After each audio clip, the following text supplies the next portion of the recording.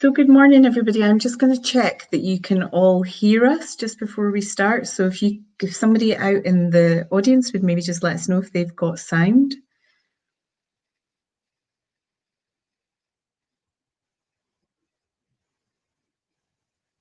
That's great. Thanks, Colin. So I'm just going to let just a couple more. Brilliant. Thanks, Simon. So we're just going to let a few more people just kind of join us, and we'll just get started in the next minute or so. Nice to see so many people here. Hi, Chloe.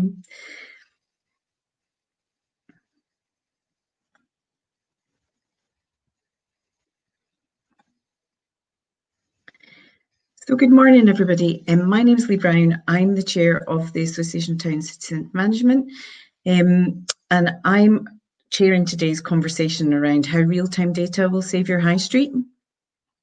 And this is a really interesting conversation, given it was a conversation that was happening anyway, but COVID has kind of brought this conversation fast-tracked along, and made it, made the importance of data bring much more to the forefront. So we have an illustrious panel of people involved in today's kind of conversation, and the conversation was really brought about by work that's been done with Fidel and Miconex. So Fidel provide, and they will explain a little bit later on about how they capture card-linked data, and then Miconex are going to explain how they take that data and make it relevant for places, and how that can really help the recovery and the renewal of the high street. And ATCM and British Bids are involved because they are supporting place managers and they're helping them to look at how high streets are evolving and recovering. And then we also have Professor Leigh Sparks from the University of Stirling, who's been involved in some research work with Miconex. And Leigh also chairs Scotland's Towns Partnerships, who are also supporting place managers. So really, today we're just going to focus on how real-time data will save your high street. There's lots of opportunities for people to answer questions, so please feel free to ask those at any time in the chat bar, and we'll pick them up as we go along. I think to let us kind of have a little bit of the background, we're going to start with an impact of COVID-19 on local communities, and that's going to be from Ojay McDonald, the Chief Executive of ATCM. Before I hand over to Ojay, I'm just going to give you a little bit of a background on Ojay. So Ojay has been the Chief Exec for ATCM for the last 3 years. ATCM is the largest place management organisation in Europe. It's approaching its 30th anniversary next year. And this year we've seen our 10th year of Purple Flag, which is the place management industry accreditation for the evening and nighttime economy. So some key milestones coming up for us, are a really crucial time for place management. Ojay has been part of the ATCM journey for 12 years.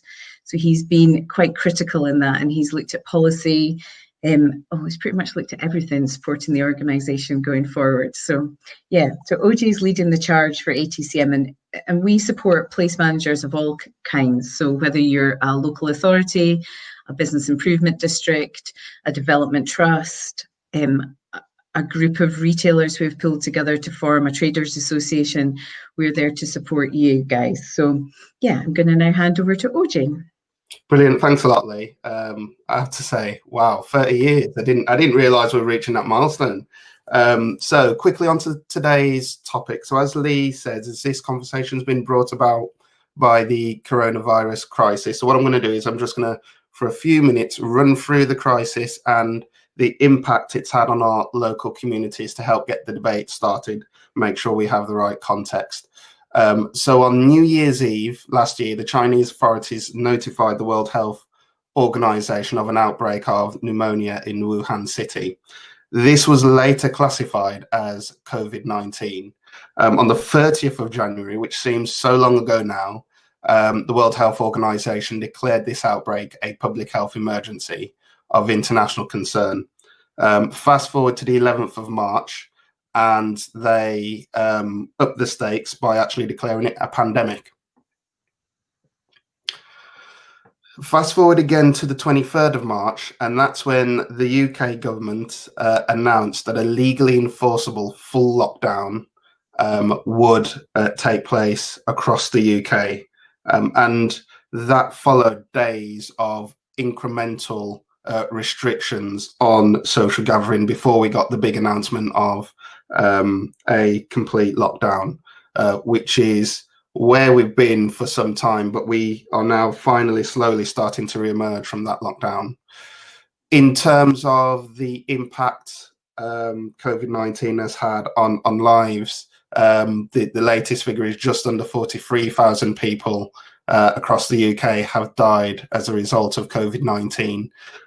We suspect that looking at the figures from the past 5 years, excess deaths are actually closer to around 63,000.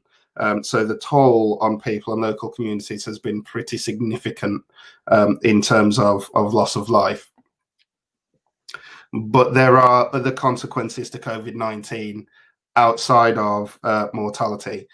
So firstly, it's trying to understand what type of impact we will see on our economy. And what the OECD is predicting is that actually the UK will be one of the hardest hit countries economically. And the reason for that is because we are a country which is greatly dependent upon services, and many of those services, the business model actually depends on social gathering, on people coming together. And so because of that, anything which means people going into isolation, anything that is akin to a lockdown, has a disproportionate impact on the UK economy and its sectors.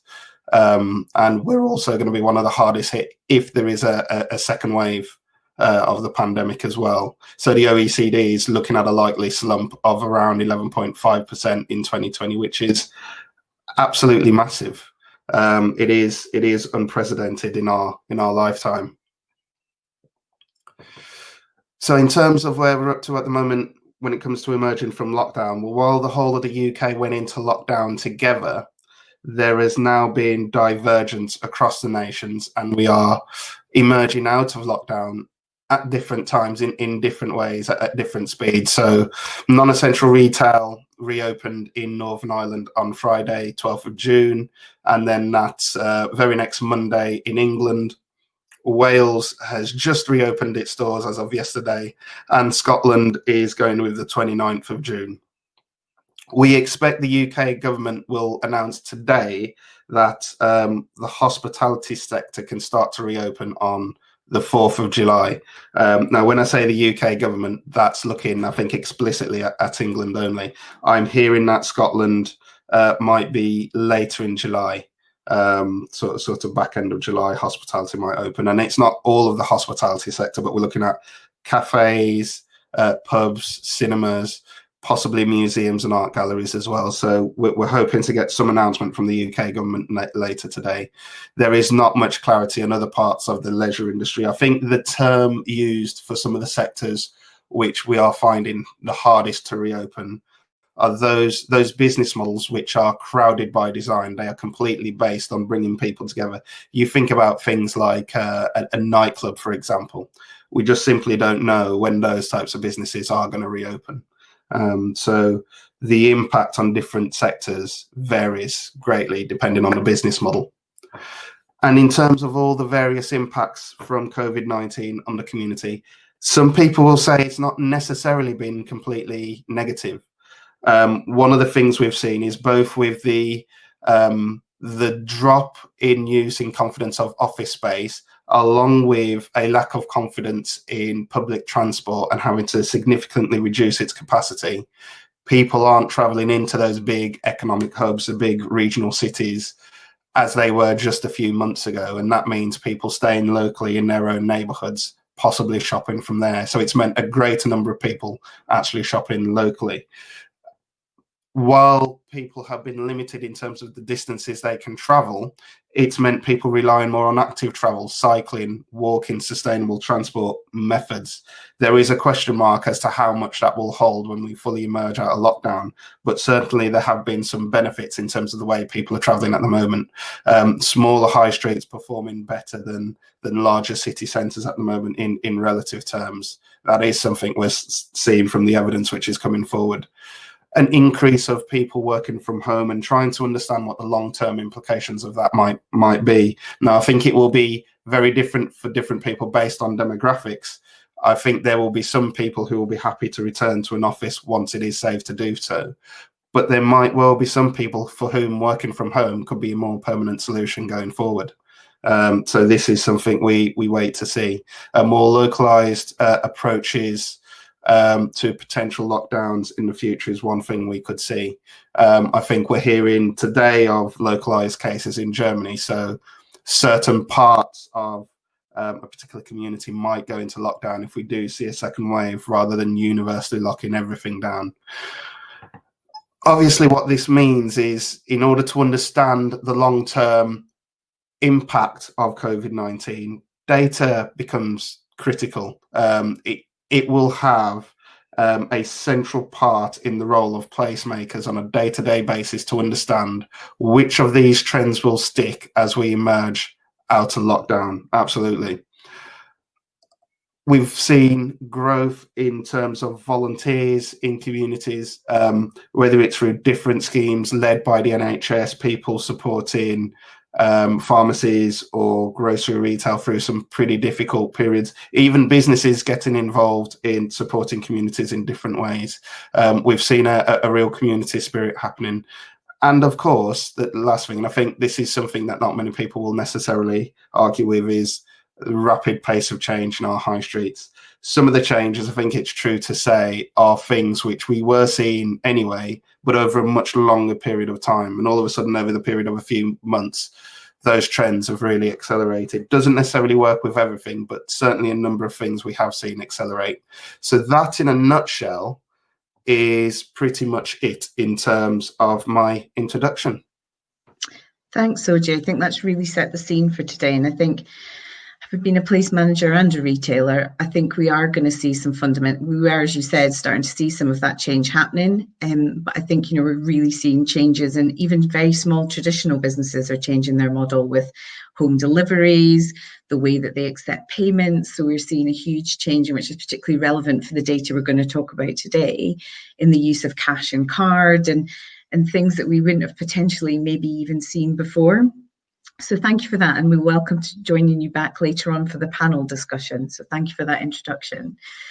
So that leads us really nicely on to Sina from Fidel, giving us an introduction into kind of how card link technology actually works. And I won't introduce Fidel because I know that Sina is going to do that in his presentation.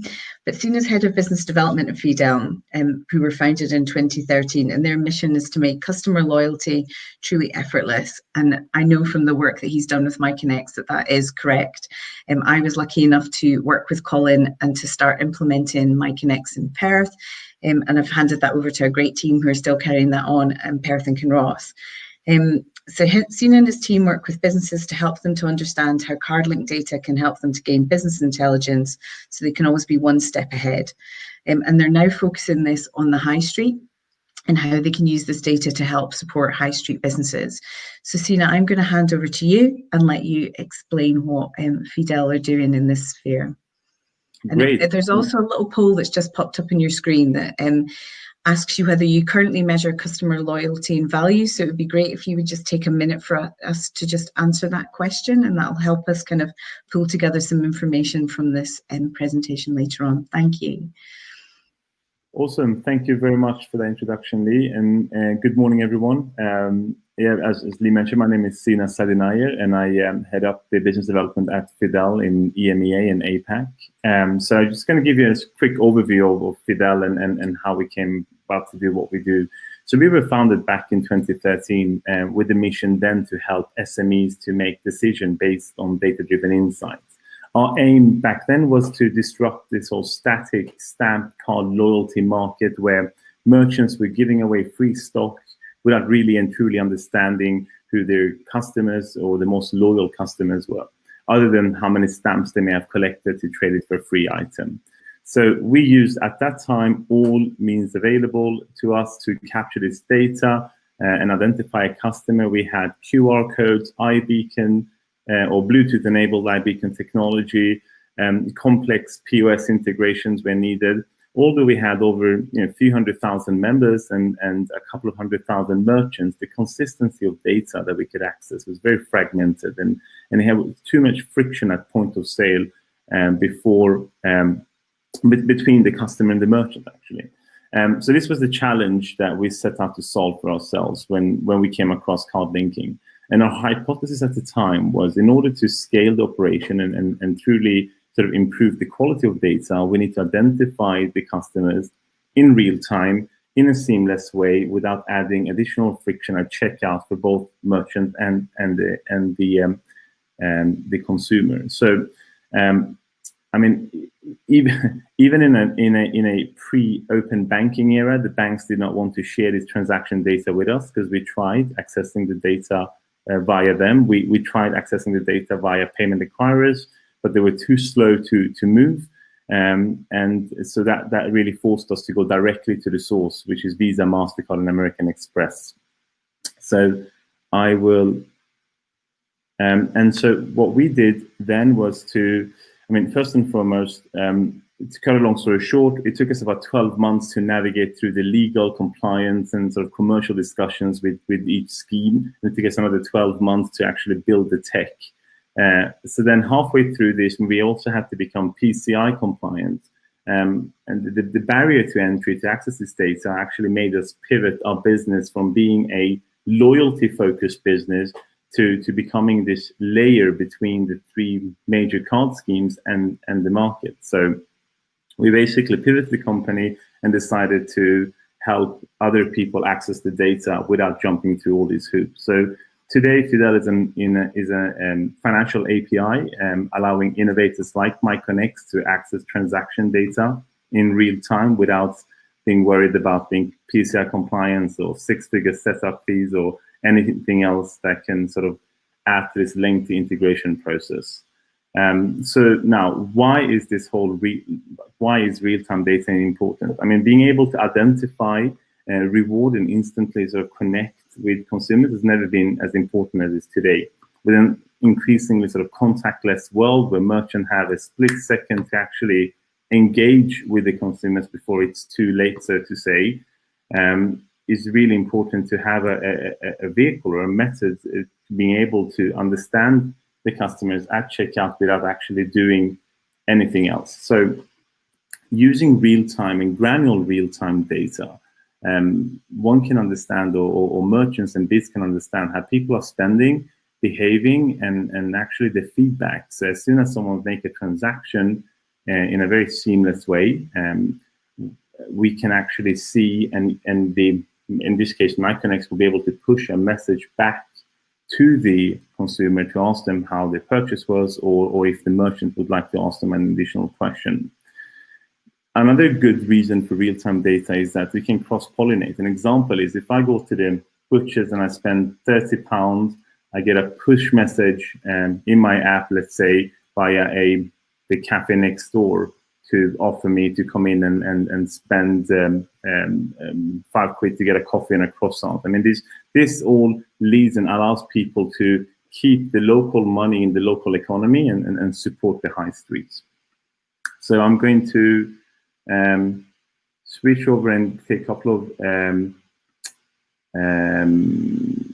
examples here on how we've done this before. So we work with into shopping centers. So let's set aside the recent news that they are in a bit trouble, but into shopping center basically have about 14 shopping centers. They have thousands of retailers, and they wanted to create a way of understanding their customers, or their, what they call them, their tenants' customers, without really adding a friction and having to integrate in point of sale systems. So they looked at us and realized that being able to leverage the real-time data from people's payment cards would allow them to actually scale the entire database of customer data significantly. And we saw, or they saw, an additional increase of people who've linked the card, making a transaction, part of the Into Pocket app, making a transaction on average spend 47% more than people outside of the platform. And that was actually a very interesting stat for us to be able to demonstrate back. And in terms of integration, they had an app already built, and they really used our API documentations to be able to very easily integrate their backend with our API, being able to access this transaction data in a seamless way. Another example I would like to share with you guys is the client Avios, who I'm sure you guys are familiar with. So once again, Avios, as you may know, they have a co-branded card with American Express, but they wanted to find a way where they could reward or issue more currency to more customers beyond the co-branded cards. And by leveraging the Fidel API, they could connect their Avios or BA Executive Club app and also Aer Lingus directly with the customer's payment card, and every time the customers will spend at any of the participating merchant location in real time, they will be notified of how many Avios they've earned. And this really revolutionized the way that the coalition program actually scaled the business, because all of a sudden they can now issue, hundred thousands or millions more points that they could do when they were just limited to their own co-branded cards. So so I mean, we are very excited about this opportunity, working with Miconex and supporting the proposition of how they are leveraging and making sense of all that data that we can generate, and then refining and pushing it back to the merchants and the bids. Yeah. That's great. Thanks, Sina. So does anybody have any questions for Sina at the moment? No, I'm sure there will be some that come in, Sina, but I've got one for you pre-prepared, because in a very Blue Peter fashion. So I'm going to ask you, how does what do you do work in terms of GDPR and people's reluctance to give personal data? Very good question. So when someone links the card via our PCI compliant iframe, is actually they are consenting to sharing their transaction data with the program. So that's all consented and GDPR compliant. And the reluctance of transaction data is actually not as big as people may think. In today's world, where we are linking a card to Deliveroo or Just Eat or Amazon, and the fact that we simply ask for the long card number, we would never need to ask for the CVV number or anything else. We can never take money from someone's card. We simply ask for the long card number, which we then apply a token to, and then we sort of remove any sort of PIIs. We don't store any PII, personal identifiable information on the card holder. So the challenge of sort of linking it is not really there. It all comes down to communication with the card holder and why they should link the card. And can I just ask you, why do Fidel see this? So I can, you've given us some examples of how you work really well with brands, but what made Fidel kind of go, we need this in towns and places? So why? This was sorry. What was? Can you repeat the last bit of the question again? Yes. What made kind of Fidel kind of think that they needed to work with people like Miconex to get this information out to towns and places? What was your light bulb moment around that? Yeah. So I think as I always describe us for really bad example, but I see us as providing the raw crude oil. And if we would go, we don't build applications. We stop building applications. We see Miconex as the sort of refinery, the guys who take all that data that we can provide and make sense out of it. And I think that the Miconex proposition in town centers is brilliant. We've always been, our ethos has always been to help SMEs and use data to make to help SMEs to drive actionable insights. And I think that's exactly what Miconex is doing. And the light bulb moment really was when Conrad and I spoke a couple of years ago, and he said he's got this idea, and I said, well, great, we've got this technology, and let's see what we can do here. And since then, the rest is history. So Simon's asked, what if someone uses their Apple Wallet? Can you still kind of get that data? Correct. Very good question. So Apple Wallets, so Apple Pay, Samsung Pay, Google Pay, they all are linked to an initial bank card, which will be already enrolled in the program. So because we get our transaction data directly from the schemes, we can see that those transactions as well in real time. And I see. Yeah, there's a couple of other questions. So John's asked, why is there an apparent reluctance for mainstream brands to adopt the technology? Good question. I think there are a couple of reasons for that. So I think that first and foremost, card linking is still in infancy. They are all aware of it, but it's more of a conceptual understanding, and it's one of the biggest challenge that we have at Fidel, and in particular, our sales team, is to kind of get them to understand the seamlessness and the benefits of using card link data. I think they are, the big brands are very risk averse. So they need to make sure that it's working with similar brands before they actually pull the trigger and then move forward. But we've got some significant large brands right now that, with COVID, they actually forced them to move this project forward much quicker. So I would just say watch this space. And Brian's asked a last question for this one. Do you think there will be an increase in smarter shoppers post-COVID-19? Will more people register as a result to get deals? Do you think people will be more aware of kind of what they can get? Yes. So I think that they would be, and there will be more retailers and more merchants and town centers that will be interested in leveraging the technology to be able to communicate, because people who may not use contactless payment as frequently would have been forced to do so, and therefore they will be more open to using that transaction, leveraging that information and being able to link the card to a program to be able to get an offer and a reward is much easier now. We have seen this with other clients that we have, and the way that they have actually scaled the business in that way. That's great. Thanks, Sina. Thank you for that presentation. It's really interesting. One more question. This is how quickly is the real time? So that real time comes in split seconds. So we sit on the auth stream of the payment. It basically means as soon as a payment goes through, there will be a call to the card schemes in milliseconds to verify that transaction, and that's the information we will be sent via webhook. So Daniel McIntyre has asked, why is there a reluctance of towns and cities to adopt? But I think, Colin, you're going to cover this probably while you go through your presentation. So I'll let you answer that question through your presentation.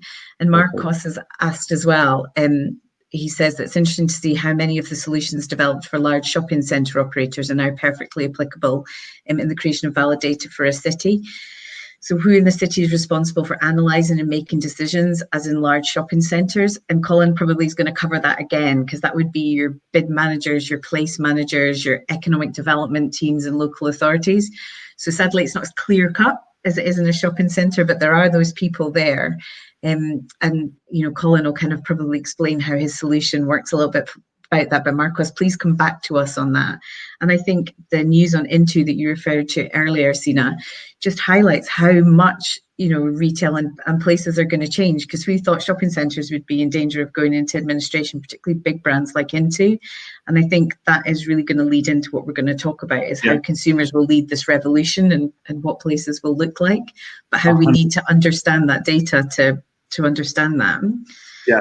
Absolutely. And I think that what we have seen, the trend is definitely shop local. People won't venture out to the big supermarkets as they used to do. They would go to the high street and they will spend more locally. And that's actually the trends that we are seeing. And once again, that's why this collaboration is ever so important and interesting. Thank you very much. Thanks, Sina.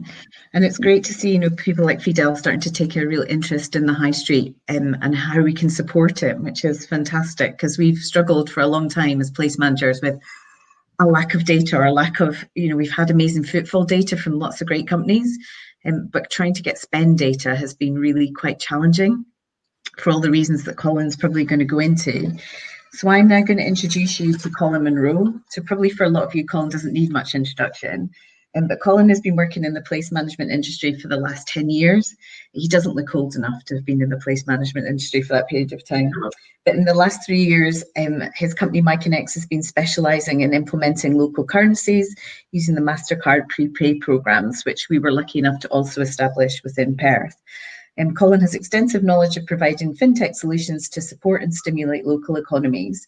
In 2014, Colin led an Innovate UK feasibility study, again in Perth, but that's only really because that's where his company's based, to deliver a networked loyalty scheme for independent businesses. And that's led Colin in the last 18 months to start to work to develop the My Rewards programme. So Colin, I'm going to hand over to you now just to kind of give everybody a little bit more of an insight into My Rewards. Thanks very much, Leigh, and thanks for the introduction, and thanks, Sina, for that presentation as well. It's really interesting. In terms of background, there's one question there picking up from Gordon. Now, we should say hello to everyone. There's lots of familiar names in the webinar today, so it's great to see you all here. Gordon asks, how do you find the light bulb moment for towns? Well, kind of, we're hoping this is it. You know, we're hoping that by bringing in Sina and Fidel into the conversation and the data that they can provide for towns and cities, that the place managers can see the opportunity to better understand their customers. And that's really what I'm going to go on to talk about. And this is really getting beyond total numbers of footfall and, you know, other metrics on transport and car parks that talk about numbers, but they don't talk about people. And the opportunity here is to get to know our customers in towns and cities, and then use that data to help optimize the huge amounts of investment that have gone in to towns, and also are bound to go in as we come out of COVID, and help to stimulate the economies within towns and cities. So Miconex is the company name. My Rewards is the program that we're going to look at just now. We're based in Perth, as Leigh mentioned, and we're very lucky to work in partnership with Perth and Kinross Council, who help us to develop these programs and explore how these types of technology can work to help, you know, drive footfall and spend and benefit the businesses of Perth. So I usually go into quite a lot of background, and people will have heard my presentation a number of times, and you'll be glad to know I'm not doing exactly the same presentation. Really, the background for loyalty starts, you know, way back. And if you look at the evolution of loyalty, it doesn't change much over the years. We still trying to give people loyalty cards and expect them to show them as they transact at till systems. So every time you go into a business, you're meant to fish out a loyalty card, as well as maybe the loyalty card that individual business has given you, or you're meant to launch a smartphone app and find the right app on the phone at the right time, and maybe scan it, and the whole thing is really cumbersome.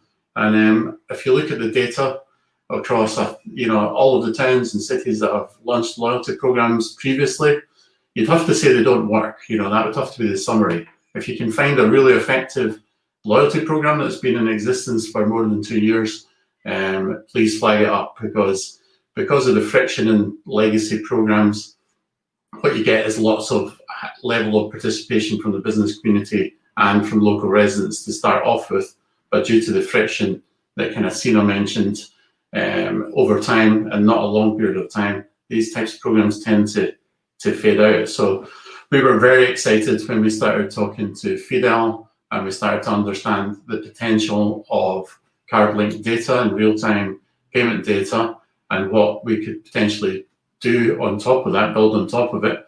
As Sina said, if they provide the crude oil, then we still need to refine that and turn it into data and insights for businesses and for places. So that's what we did, and we did that again, as usual, with our guinea pigs in Perth.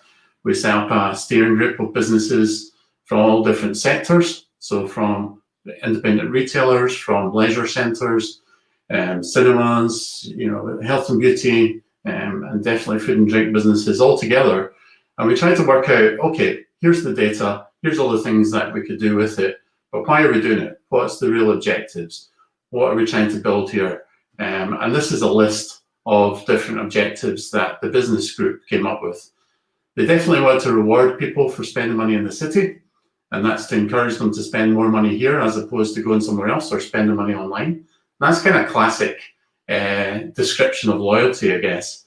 And then number two, encouragingly, came out really strongly. It was about better understanding our customers. And if we can do that, then we can start to measure properly the impact of events, marketing, planning decisions. And at that time, of course, we didn't know that we're also going to be able to measure the impact of negative disruptions like COVID. We're going to go in to look at some of the data that's been produced and look at the insight that we can get from around that type of intervention. And also, you know, on the back of that, we want to be able to create new ways for the town and the businesses to communicate with customers, you know, in real time, but also by understanding their behavior, we can better optimize the communications we have and personalize them. So we also, again, you know, this was a program that was co-designed by Perth Cross Council. Leigh was involved at the beginning of this, but we're still designing it with Perth Cross Council and the Economic Development Department there. And these are some of the questions that the Perth Cross Council came up with that they wanted to try and better answer. And I'm just going to launch a little poll as we're doing that about how do you currently measure the value of events. We've just chosen one of these. How do you currently measure the value of events in your towns and cities? And you can tick one or more of the options that are on screen now in the poll. So some of the things that Graham Pinfield, who is the Smart Cities Policy Officer, came up, he went away and did some research in the council and started to find out the potential uses for that within the council. I'm going to pick out a couple of those. You know, how's the city performing? Is spend going up or down? And where is the spend located? Which users are actively participating? Is it the young or the old, rich or poor? How well do people, how are different segments of the resident population engaging with the business community? And then can we learn from the data how to better market Perth? Who are our most valuable customers? Which staff of the large employers, how do they engage with the city? So a huge variety of questions here that the council struggled to answer in detail. So that was part of the reason that they wanted to explore this technology with us. So I'm going to jump straight into My Rewards. It's called My Rewards, Spend Local or Shop Local, Win Big. And what we do there is we encourage, number one at the top in green, people to set up their My Rewards account and link their existing debit and credit cards, MasterCard, Visa cards to the program. So you only have to do that once, and that's important. As a resident of Perth, download the app or go to the website, set up your account, so tell us who you are, link your existing debit and credit cards to your account, and that's it. That's all you need to do. You just need to do that once, and then you go out, and we encourage you to go out and spend money in cafes, in restaurants, and shops, and at the leisure centre, at the cinema, theatre, at the concert hall. And you can also see on the right there, we also encourage you to spend money on the public transport system. So Stagecoach are a programme partner for My Rewards. And as you do that, you automatically earn points. And the more points you earn, the more chance you've got of winning a fantastic monthly prize that's been designed by the businesses of Perth.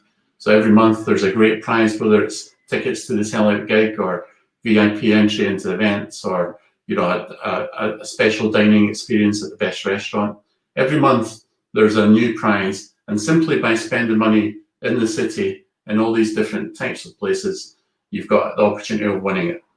So as you can see, number one, set up your account, link cards. Number two, go out and spend money. Number three, you're earning points that convert into prizes. But really in the bottom left, one of the key reasons for doing this is that every time someone spends money on the network, we learn a little bit more about them. So we capture data about our customers, about our residents, and we start to understand, you know, different segments and different profiles. And you can use this data for all sorts of things that we're going to look at next. Now, the reason that we use prizes here, rather than points that convert into money, that's what we did in the beginning, is that if you do this, you can make this completely free for businesses to participate in. So this isn't a cashback program. We're not asking the businesses to give money off to residents. We're just asking them to connect their business to the loyalty program.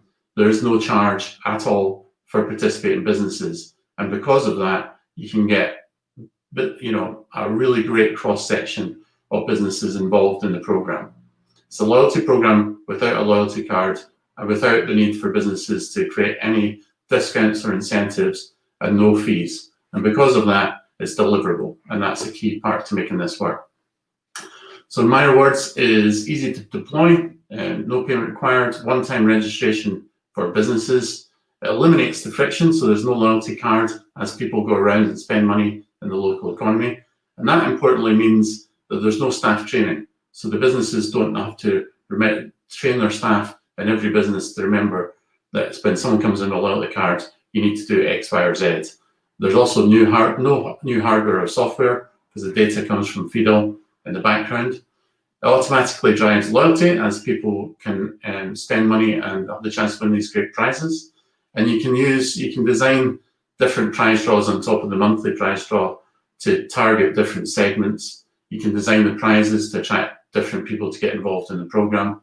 And right at the bottom there, limited attrition. I think we've had one person now, just recently, that have left the program. So instead of the usual model for loyalty programs where you get off to a great start, people get involved, and then very quickly there's lots of attrition and you're fighting against the tide. And actually, when you look back 18 months later, there's a very small number of people that are using it, and they tend to be getting money where they would spend money, anyway. In this model, you get the early adopters that join and link cards, and then every month, every week, you get more and more people, more and more residents that link to the program. And then every time they go out, you can understand them. So the fourth column is the most important. It delivers insight, and we're going to go and look at some of the data that's resulted on the back of that. So just zooming in on Perth a little bit more. The Perth program launched September 2018. Stagecoach joined February 2019. There are 80 plus businesses involved. Perth's quite small, population around about 50,000 people. So 80 plus businesses is a really good representation of retail, food and drink, entertainment in the city. There's now 2,300, that's slightly out of date, so around about 7.5% of the adult population have registered and linked at least one card. And that's 2,300 people that every time they come into Perth, we know they've been there, and we also know why they were there. We know how much money they spent, and what types of businesses they visited, what time of day they were in there. And because we can track that back to an individual, we can also start to measure customer value. Oh, that slide's just moved there. 2 seconds.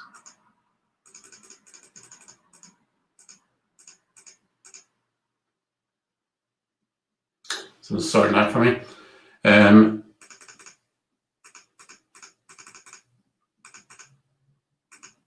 Let's get back to the right place. So we've tracked £2.2 million of local spend, and that's money that we can now attribute to individual residents.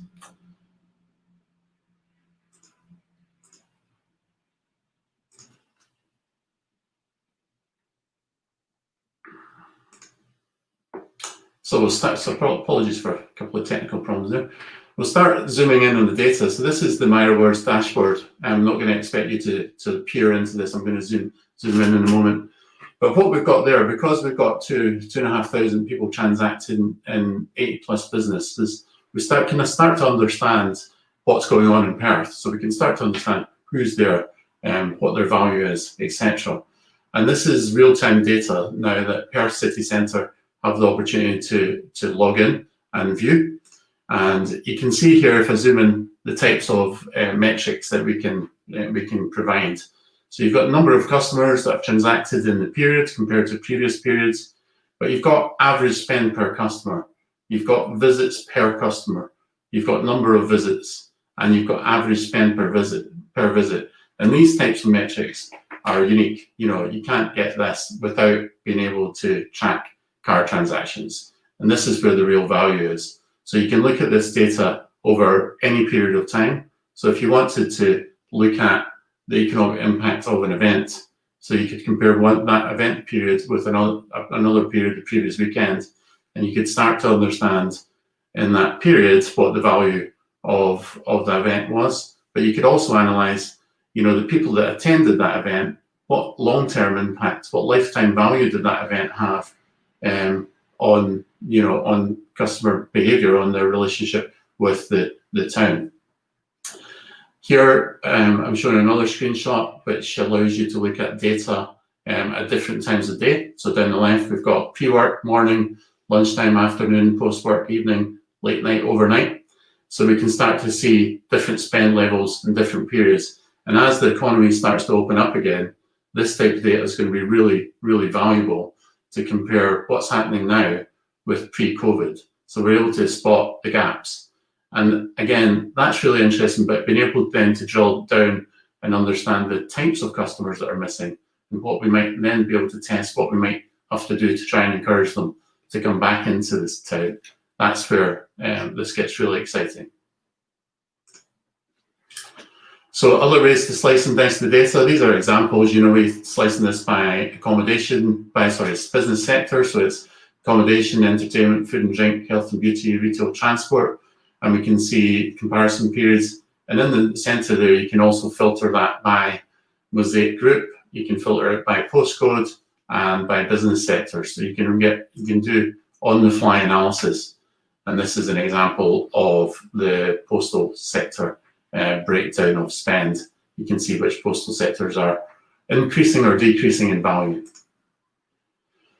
So just as I'm doing this here, we're starting to look at some of, okay, so what have we learned about our customers? I'm going to start a third poll, which is how well do you understand different groups of residents in your town or city, from not well to very well. In Perth, we started looking and analysing this data, and we started to understand that actually 10% of our customers in Perth represent nearly 50% of the overall spend. And these people actually live slightly outside the city centre and in the rural hinterland of Perth. They tend to be older and they don't tend to use the bus. So I think it poses really interesting questions for the city about, as we move to a green economy and we encourage people to leave their cars at home, choose sustainable and active travel choices, how is this going to affect the spend from this sector, this very valuable sector? If you speak to the businesses in Perth, they're really worried about that. They're really worried that, you know, by doing pedestrianisation, by putting extra cycle lanes, by restricting car parking or making it more expensive, that they might lose their most valuable customers. And I think the data actually backs this up. So, but by having the data, we're able to maybe do things in a more nuanced way. We're able to test things and measure the impact that it has on this customer, this valuable customer segment. So it allows us, rather than going blindly into the night, we're able to test different interventions and see what impact it has on different customer segments. And I think this is where this type of data really comes into its own. On the flip side of that, we're able to understand who our low spenders are. 10% of the users only spend 0.4% of the money on the program. And these people tend to be younger. They tend to use the bus a lot more and over-index on that. And there's a perception again in Perth that Perth doesn't really engage very well with this segment of customers, this kind of younger demographic, both in the way that it communicates and in the proposition that it has for them. And again, there's a challenge there to re-engage with this segment of customers. And what can you do to encourage these people to come into the city more and engage more with the proposition? What happens when a new venture shop opens up or new business? Does it have the halo effect that we expect? Does it encourage people to come in? When they come in, do they just spend money in that business, or did they start to spend money in other businesses? Again, all these questions you can answer from the data. And lastly, when we're looking at the data slides, I think this is really fascinating. You know, the top of this slide here is what happened when lockdown came in to Perth across different sectors. And really on the left-hand side of each of these bar charts is the status quo pre-COVID. This was the level of spend going through these different sectors. And then you can see what happened, obviously, when lockdown came in, to health and beauty, to entertainment and leisure. They went to zero. Transport, right down to the bottom, then bounced back slightly as key workers had to use the transport networks.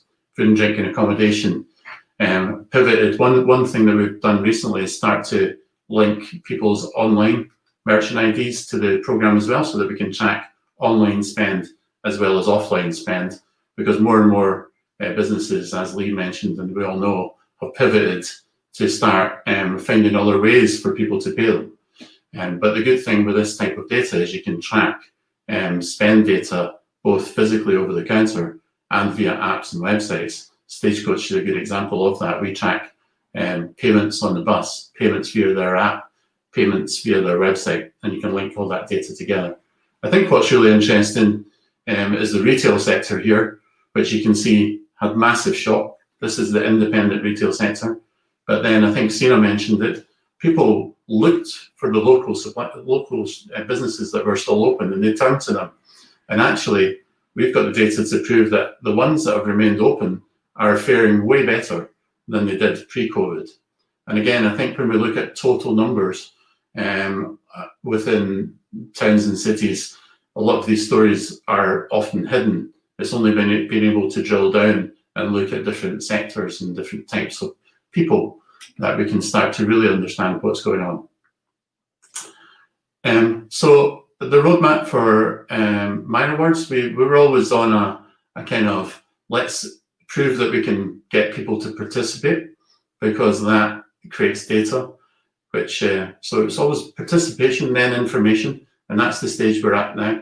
And then communications, the killer blow with this. And we've got loads of ideas about how we can use the data to personalize communications between the individual businesses and their customers, and also between the town or the city and the customers. And that's all based around marketing permissions. So part of our next piece of work that we're building is the ability for very easily residents to give permissions to participate in businesses as they transact, and that's the key. So if I've just spent money with a business and they go, would you like to receive future messages from us? Then I'm more likely to say yes at that point, if it's really easy for me to toggle that on. And that will allow enhanced analysis. You know, we've got so much more that we can do in terms of the reporting, the visualization, etc. Customer feedback is one thing that Sina mentioned. So again, lots of really good intelligence can be coming back in from participating customers straight back into the businesses about their experience that they just had when they transacted with them. And the last part is gamification. We're building a whole side of this on gamification about representing the information about your spend data, about how you interact with the places where you live, and give you lots of opportunities to progress in the program. So that's just a little flavor of what's happening next. So Minor Words is free and easy to implement. There's no need for new hardware or software for the businesses, no staff training, and no delays at tills when people are showing loyalty cards. It automatically promotes the businesses to the local population and enables the businesses to understand more about their customers as well. So they get a login to understand about their customer data, and that will enable them to design and refine their offering and marketing based on customer behavior and directly communicate with their customers.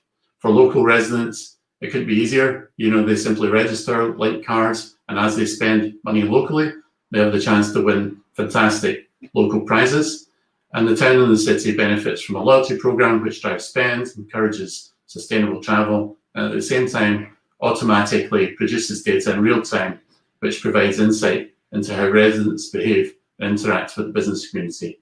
This then enables you to understand the impact of your investments, and that's what this is all about. So lastly, delighted to announce today that we're launching our smart customer data working group, and we'll be working, I'm just going to put out a little bit of information about this on screen.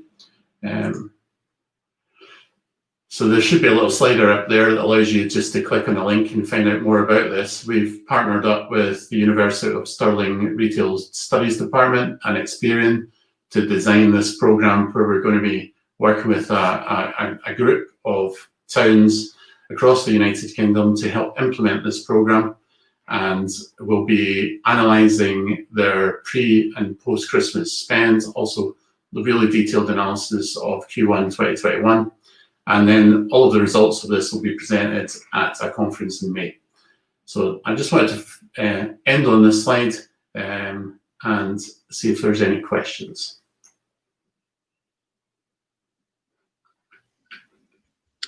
Thanks, Colin. There's quite a few questions that have come in, actually. So I'm going to start with Sharon Rice-Jones, who asked, with the increase in shopping local, small and micro businesses in small towns and villages have been agile to respond well in the current circumstances. How can Fidel and Miconex assist rural businesses and support communities in their journey to becoming more sustainable? That's really interesting. We're talking to a number of local authorities actually that don't have any major city within them, but they're made up of multiple small towns and villages. There's 3 or 4 that we're in detailed discussions about. And the great thing about this is, you know, the way that I see it is it's a way to link together any business community. So they could be in a central business district in a town or city centre, or they could be all across a local authority region. And all the businesses really have to do there is link their business to the network, and that takes, you know, about 5 minutes to fill in an online form, and that allows the region to create a shop local proposition. So, you know, without naming names, you know, this would allow you to say, my rewards, spend local, win big, spend money across the whole of the region, and any of these 200 independent businesses from all sectors, and you've got a chance of winning this fantastic prize every month. By using the prizes, you can really emphasize you can promote different parts of the local proposition.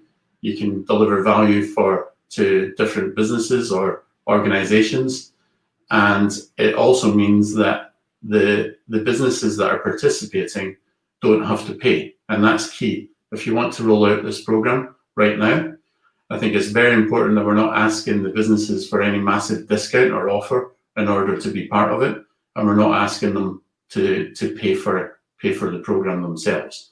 So this model makes it really efficient to roll out in any kind of different geography. And Emily Gibbons asked, bonus points, is there something specific that a place needs to track the cyclists and walkers? Yeah, so there was something on that original slide where I explained my rewards. And the great thing is, once you've got a core program like this in place that works, and you've got thousands of participating residents, and they are participating, because the key thing here is that once they've linked to the program, when they go out and spend money, they are participating, they get rewarded automatically. So once they're in, they're in. And once you've got a program like that, you can add other bits to it. So Perth and Kinross Council again asked us to reward walking and cycling as part of the City Rewards program. And of course, we don't charge people for that, so we have to do it in a slightly different way. And that you do need to download the My Rewards smartphone app, but all you have to do there is decide that you want to earn bonus points by walking and cycling. It's one click, and then what we do is we've designed a central target zone in the city centre, and if you walk or cycle from out with that target zone and you end your journey within it, then you automatically earn points. Now, the good thing there is that data all sits together, so you can start to understand the value of people that walk, people that cycle, people that use the bus, people that don't. And what we found there is that their average spend for walkers and cyclists is actually lower than other modes of transport, but their frequency of visit is much higher. So they spend less more often, and actually their customer value is higher. So, you know, but only by linking data together to individual people can you start to understand actual customer value rather than just basket value or visit value. And Craig Simpson's asked, how do you keep loyalty members engaged with the prize draw mechanic where the majority won't receive a reward for participating? Yeah, it's an interesting one. You know, I think there's all sorts of opportunities there, Craig. The key here is to have a proposition that encourages people to participate in the first place. So that's number one objective. To make a program like this work, you first need to get the businesses involved. So by making it free and easy, you can tick that box. You then need to have a proposition to encourage the customers to register link cards. And the chance of winning prizes we found in Perth was the biggest factor to motivate people, particularly if they had high perceived value. So maybe things money can't buy type propositions in the local community. That's what people really responded to.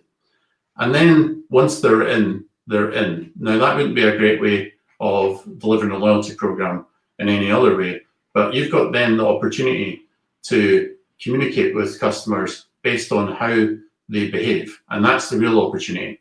So yes, you can tell them about the great new competition in the following month, but you can also use the data to understand the fact that they've not been into the shopping centre or the town centre in the past month, and you might want to design a separate proposition for that customer segment and send that to that customer segment, and then monitor to see if it has the desired effect of getting them to come back in and spend more money. So the core metric of using prizes doesn't do everything. It doesn't answer all the problems. It's not the panacea, but it does create data that enables you to measure other things. One of the things that we do within MyRewards is we enable you to create on-the-fly sort of campaign prize draws as well. So you can create something for specific segments. So in that example, or in a real-world example, we might want to say anyone that comes in X number of times in the next 2 weeks and spends money in Perth has the chance of winning an e-bike, or anyone that spends money with Stagecoach in the next 2 months has a chance of winning free travel for a year. So as well as the monthly campaigns, that's the core metric, you can also design targeted propositions that are designed to change behaviour in different segments. I would say over and above that, it helps you to test other forms of promotions and marketing.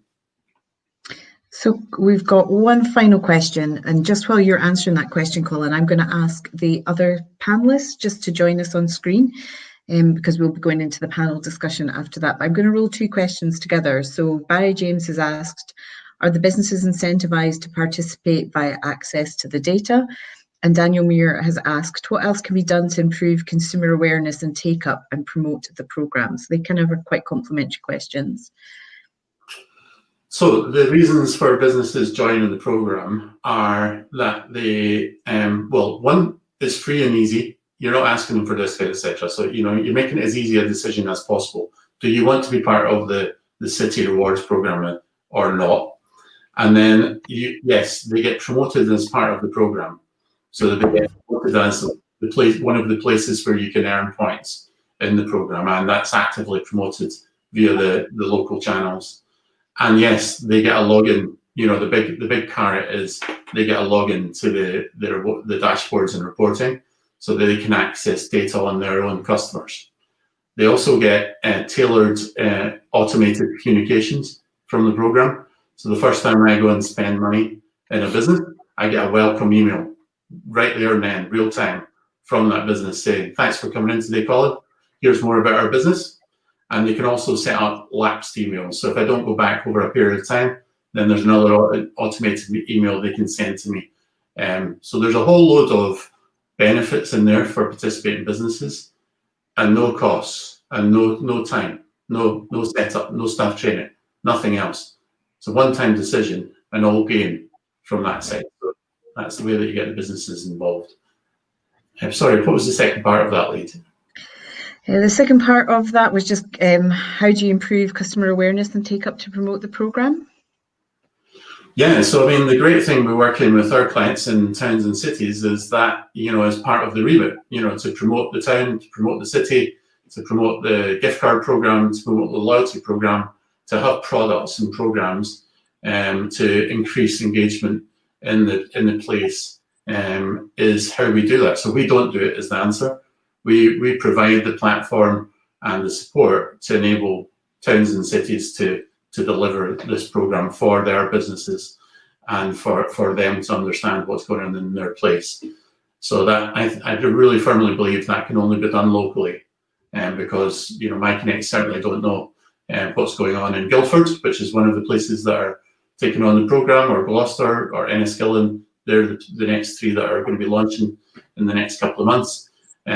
So they understand their residents and how to communicate with them they understand how to onboard their businesses. Miconex help.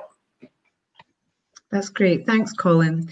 So I'm now going to start the panel discussion, and we've got a question. So Daniel McIntyre, I'm going to leave your question until we kind of come to the panel discussion, because I think that's a really interesting question about the cultural change that's required to look at data.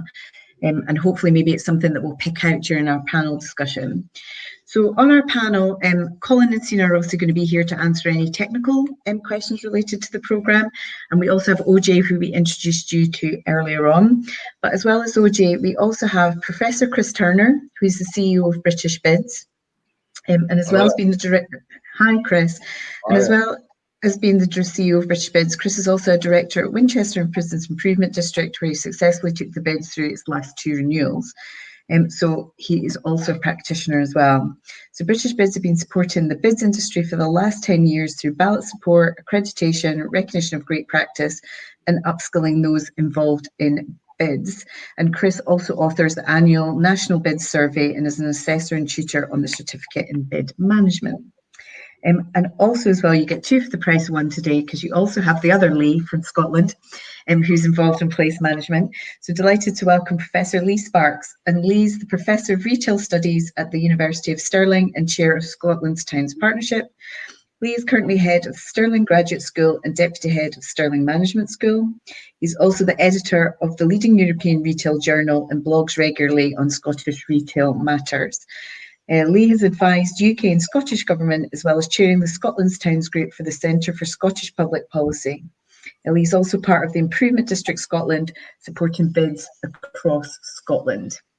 So, and a very illustrious panel. So panellists, the first question, how do you see data as being critical to the evolution of the high street? And Leigh, I'm going to ask you for your thoughts on that first. Thanks, Leigh. I think if you want to look at any place, then you're going to have to understand what that place is about. And we've obviously had that in towns and high streets before by knowing the physical part, but the thing we've lacked, and I think the thing that we've seen in the data today, is that what we need to get is an understanding of how consumers are using a place and how they're actually operating, where they come from, how they behave, where they go, all the sort of questions that Colin and Sina began to identify. And for me, understanding that at a place level is absolutely vital. Without that, I think any chance of recovery, any chance of building a place and understanding how we make things work really is rather lost. Yeah, no, I agree. I mean, having been a retailer, I always view place as very much like a store. And we had all that data as a retailer, but when I became a place manager, I was like, where's the data? I know how many people they are, but I don't know anything else. I don't know my conversion rates, how people are spending. And this is why kind of part of the work that we started happened in Perth, I think. Yeah, that contrast is really quite stark. And as I think you know, we've had PhD students looking at this within the university. And that was one of the key findings, is that the expectations out of commercial businesses are of one particular set of requirements. And when you translate that to towns, you actually don't see that in any shape. And I think what we're building here and what Miconex and Fidel are building is something that actually makes that bridge to what commercial organizations expect. And we should really be expecting that in terms of towns and places. Yeah, Chris, can I come to you? What are your views on data? I mean, I'm an economist and an academic economist, so numbers and spreadsheets are what I absolutely love. I live on them. And I must admit, and we had Colin down to Winchester, which is where I'm based as well. I looked at my emails, Colin. It was actually 2013, so it was a long time ago when you first came down. I think data is vital, and I think what bids have been doing over the last 4 or 5 years is starting to recognise that a bid is effectively a shopping mall without a roof. And therefore, they're starting to look far more coherently at their data. In the CIBM that we push hard, we get bids looking at their demographics, looking at their census data, getting us an idea of their communities, getting an idea of the young and the old, the spend, the unemployed. Because if you're running a bid, you have to know that data. Where is your level of affluence? What is that link between old people and money? Because there are very interesting correlations there. And then a few bids have been moving on from that and have been linking that data to barometers where they've been doing little focus groups and random samples in their towns. And some have gone even further and have got hugely sophisticated footfall data. So in a way, I'm passionately committed to it. Interestingly, two things emerge in all those conversations. Firstly, do not underestimate, I think, and I think Colin's model does allow it to happen. Do not underestimate the competitive processes between independent retailers within a town. And therefore, sharing data is not actually quite as easy as one thinks it is. The reason in Winchester we couldn't go down the route that Colin was coming up with is we couldn't persuade some of our high-rolling independents to actually share some of their data. So there is a nervousness there. And then the second issue, which is an even more interesting one, is that bids have got huge data from their footfall measures and from their mobile phone data. How they use it is the next question, because you can end up with vast amounts of data. Who comes where they come from. So what is the question we have to then ask? You need a quite sophisticated community to understand what you do about that. So those are the two things I'm interested in, is how we get through the competitive instincts of individuals in a town, and then standing back and saying, exactly what does that tell us in terms of I love the model of car parking and the old, because I think it's a very strong correlation. What that means in terms of your political processes is an interesting argument in an increasingly green world. So that's my thinking. That's great. Thanks, Chris. And Ojay, your thoughts?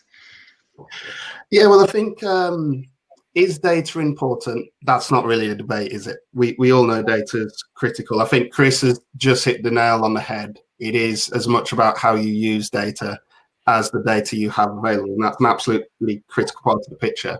I think for me, one of the reasons why data right now is so critical is the level of change we're seeing across society, across the economy, anyway, COVID or no COVID. For a couple of years now, ATCM have been looking at issues like this industrial revolution we're going through, and how a sort of social revolution sits alongside that. So all the changes we're seeing in terms of technology, in terms of digitalization, artificial intelligence, and how that drives all this new behavior, especially from a younger generation.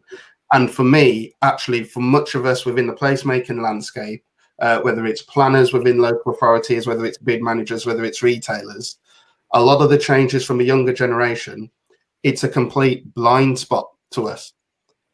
Us people of our generation don't actually know how that customer journey is changing in quite radically different ways for people who are Generation Z, Generation Alpha. And without data, I'm concerned that we'll never understand that until a complete change has happened. And it has meant a lot of churn in our existing high streets because we just haven't been able to evolve quick enough to meet those new needs. I think just to think about, we always talk about this dichotomy between online and offline, and it's not that simple anymore. I think even online in itself has changed in so many different ways. So just getting around terms like social e-commerce, which is about how younger people are starting to use social media channels as their customer journey, from finding out what products it might be that they want to purchase to actually using that social media platform to go on and purchase it. It's not just simply about purchasing online through Amazon anymore. Things are changing so quickly, and for me, without data, we will never catch up. Yeah, that's a really interesting point, Ojay. And I think that's going to bring me into my next question. Right. So it kind of leads back to Colin's point of the data that we showed in Perth. So we understand a little bit about what the current users, the older demographic of the population, are looking for. And we tend to, in places, make policy that suits them, but we don't necessarily make policy that is suitable for future consumers. So how do you think spend data will help to shape the way that high streets look in the future, with that inward investment, anchor businesses, brand offerings? You know, how will that change and kind of help us to start planning for those new consumers? Leigh, I'm going to come to you again. Could I begin in a slightly different place first, just to say, to follow up on the previous discussion, that from a Scottish perspective, it's worthwhile, if you haven't, looking at the economic recovery plan that was launched yesterday and having a look at the things that are in there, because that talks very much about how we have to embed data and how we have to think about how we use data across all parts of our economy if we're going to recover in many ways. I think there will be a national push to try and solve some of those data provision problems and also the analysis parts of it. In terms of what the data allows us to think about, if we know how people are using town centres, if we know where they're going and where they're not going, that gives us a sense of what we can build and what we should be attracting. If we've got, and Colin talked about the group of towns we may have, we'll have analogues and we'll have comparisons as well, which will allow us to see where differences are across towns. That will allow us to compare and contrast. That will say something about what we're missing and what we're not missing. And if we've got pictures around, if we take Perth as an illustration of what the population of Perth is like, we know the demographics of the people who are engaged, we know the ones who are not engaged. And we've got more of a sense of where the groups that are not engaged, or how we might be able to track them in different ways. So it's a base understanding of what a place is about and what a place could be about. And I think that's the critical thing about getting this base data to start with. Yeah, I totally agree. Chris, what's your thoughts on data and how it will shape the future planning for towns and future thinking? I think there's a number of, there's two levels of this. I think there's the individual town level, but I'm interested at the moment in the strategic broad level. I mean, I think we're picking up a trend which seems to be saying the move towards localization is going to separate towns out from each other in a way that we probably not had in the last 5 to 10 years. The trend in the last half decade has been very much towards towns becoming more and more like each other. I think as we move towards a more localized solution, with probably the failure, and we have to recognize the failure of an awful lot of big retail in the next 6 to 8 months, we will probably see towns becoming slightly more differentiated, an increase in the local. And therefore towns will need to position themselves vis-a-vis each other, and therefore this is going to be a conversation for bid managers and town centre managers to say, you know, in the south of England, how is Bath, Winchester, Canterbury, Salisbury going to be differentiated? Because if we are to make the big journey, because a lot of us will want to make the big journey, there will need to be a clear symbol of what we're going to. And then within that, at the local level, that increased move towards the local is, I suspect, going to affect the relationship between a town centre and its suburbs. As people work at home more, then I think they're going to use local shops more and more. The corner shop will have, as it has recently, have a resurgence. One of our challenges, I think all of us, is to try to get the corner shop engaged in this process, because they tend to be the ones that are outside all this data collection. They're small, they're family run, they don't see a need for it, they don't particularly want to share their data. So involving them in this agenda is going to be an exciting challenge. We will have to do it, I have absolutely no doubt at all. But how we do it, and there was a lovely question about the cultural changes required from this, is going to be very important. Persuading the small players that this is for them a solution is going to be an interesting challenge, I think. Ojay, your thoughts? In terms of how data can help shape the future of high streets, it can. Coming back to Chris's point, though, I think it's important to reiterate, it is how you use the data, and you will see both successful and unsuccessful attempts at using different forms of data, including spend data. I think going back, sort of harking back to a different lifetime for me, back when I was doing my marketing degree at Manchester Metropolitan University, one of the best case studies we were ever given on how to use data within a retailer. This was with Tesco and their loyalty scheme. And the loyalty scheme revolutionized the business and allowed Tesco to surge past the other big tick retailers in the UK. And it was the level of sophistication they were able to apply, bringing spend data together with demographics. So just one of the things they were able to know is that they had people at a young age shopping at Tesco. They had people of an older age shopping at Tesco, but they identified there was this black hole in the middle. And that was young families who they discovered found that products like nappies and cleaning products for kids were just too expensive for people who had young families who were fairly hard pressed financially. And they were able to then take strategic business decisions to change their pricing, which revolutionized the business. And I can just imagine how doing that at a town scale can really transform the way a town works. but it is about how you use the data, and that is absolutely critical, because the data can lead you down false avenues. It can give you something which actually is not what the consumer, the town centre user really wants. So to give you another example, and I think this happened in York, and somebody will have to tell me the relationship between Harry Potter and York. I'm not a Harry Potter fan, so I don't get it, but I'm sure somebody out there will know the relationship between Harry Potter and York. But I think it was a Harry Potter souvenir shop had sprung up in York, was very successful, was very popular, had queues going around the block to get into the shop. And obviously any data would show, actually, people in York, they like Harry Potter.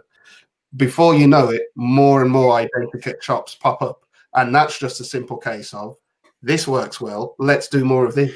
And that's one of the simplistic ways you can use data and get it wrong, and maybe get an abundance of something which isn't necessarily the best way to design your offer to your consumers.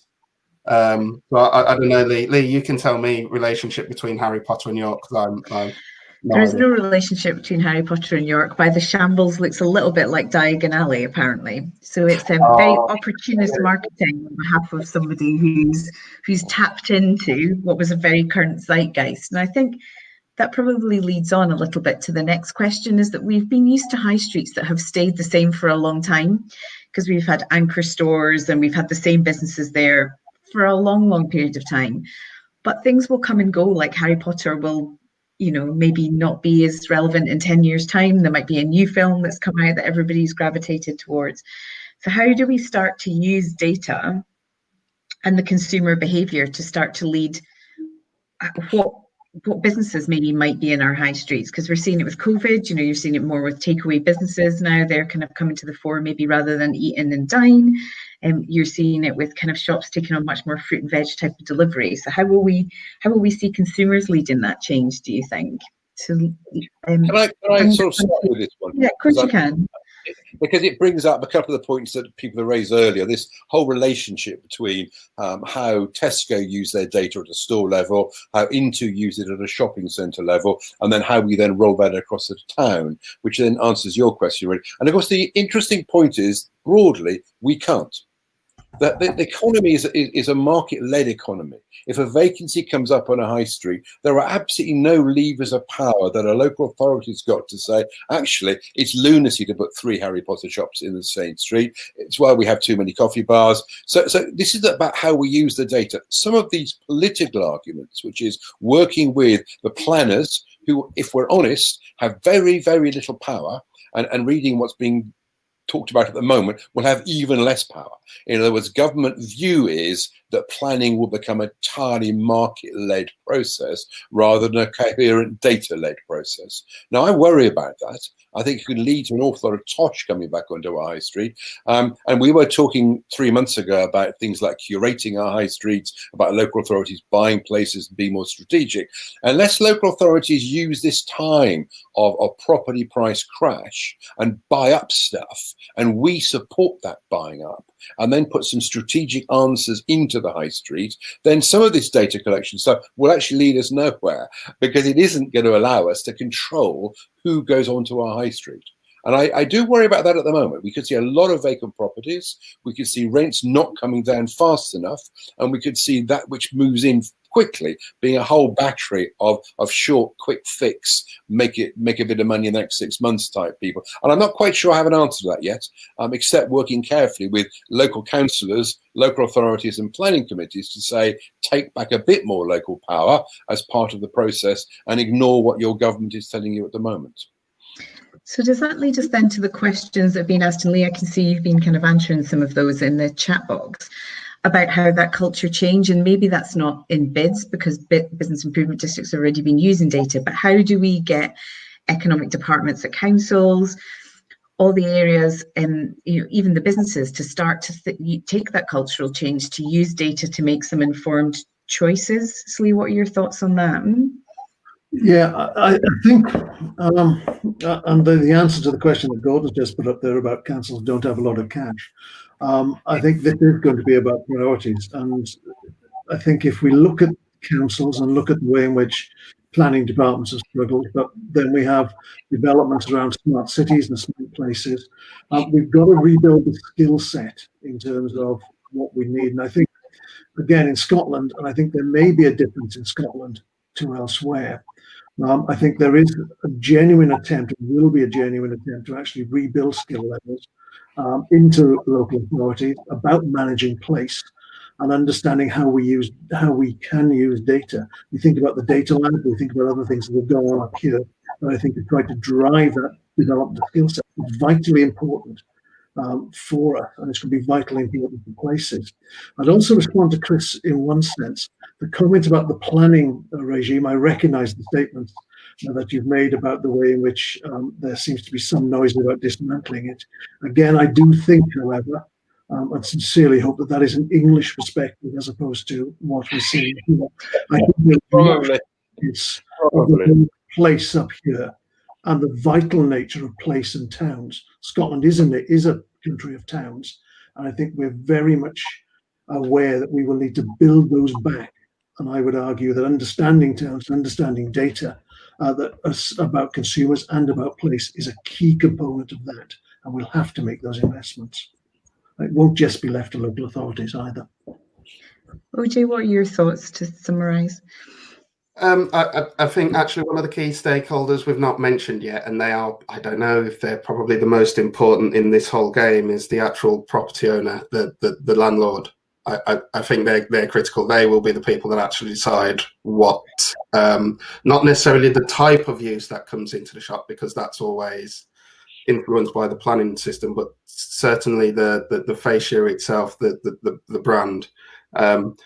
And I think there needs to be a much greater effort on bringing those property owners on board and making sure there's a sort of shared responsibility amongst a group of property owners within a sort of strategic area in your town centre, so that between them they can make sure they create the right offer based on the data that is available.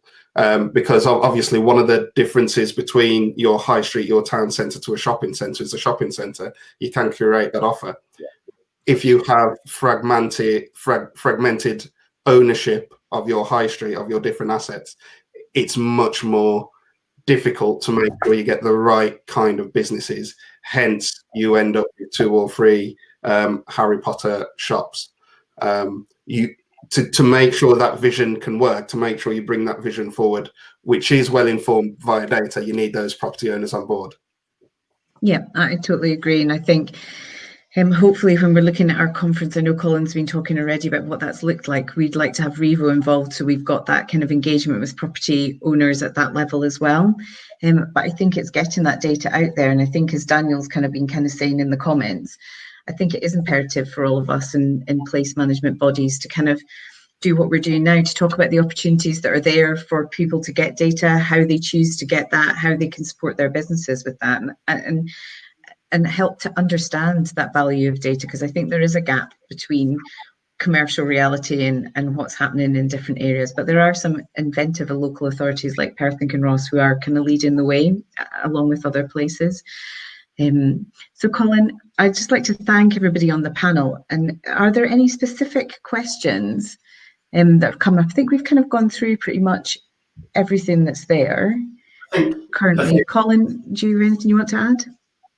Some of the themes are really interesting. I think what's come out from the comments and the discussion is that, I don't know if you'd agree with this, maybe just bring it back in just for a second, is that, we can start providing new data. This is new data, not all data is the same. This is about understanding customers. If we can start to understand customers and measure customer behavior, then it provides an opportunity and a challenge, I guess, to the place management sector about how that data is used and to improve the investments that are made within places. I agree with Chris, not everything's possible, but there are significant amounts of investment made into towns and cities throughout the United Kingdom. And the better data we have, and the better the ability to measure the impact of those interventions, the more chance there is to optimise those investments. I guess that's how I see things. And Sienna and I can continue working with places to try and generate better data about customers, and that's the key. Sina, do you?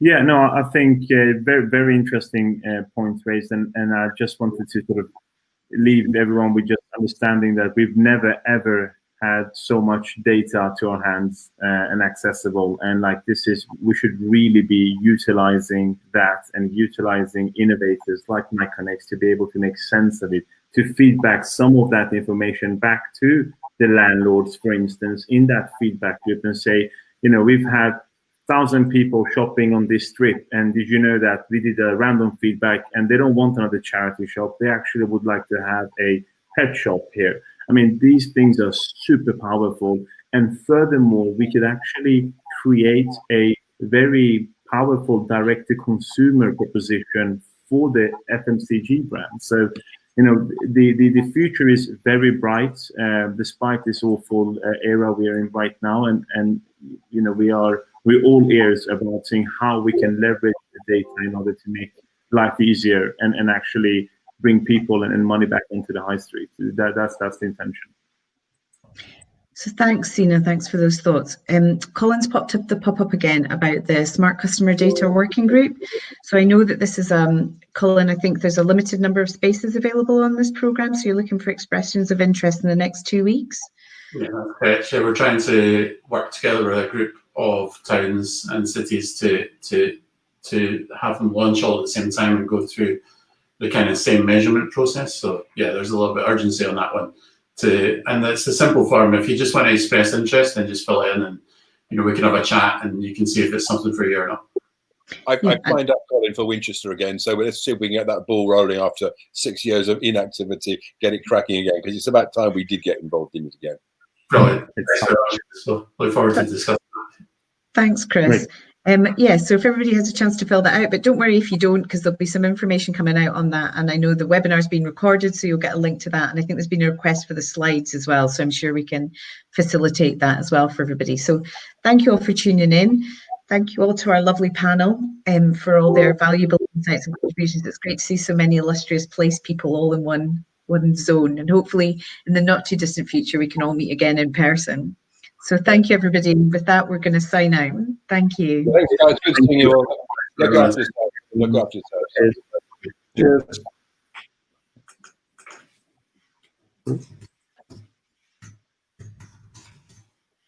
Cheers.